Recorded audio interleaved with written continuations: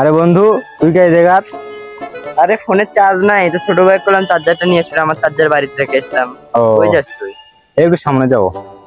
তোর সাথে তো কথা বলতে ইচ্ছে করতেছি না মামা, কত আশা করি আমি কালকে তোকে ডাকলাম যে আমার জন্মদিন আয়, তুই আসলি না। মামা মন খারাপ করিস না, আমি কালকে ব্যস্ত ছিলাম সেই জন্য আসতে পারি নাই। আজকে তোর জন্য একটা কেক কাট, চল।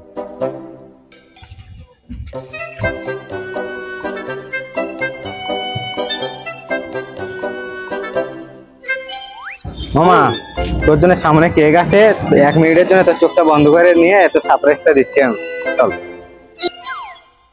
মামা চল, আর কিছুক্ষণ পর তোর কেক পাওয়া যাবে সামনে।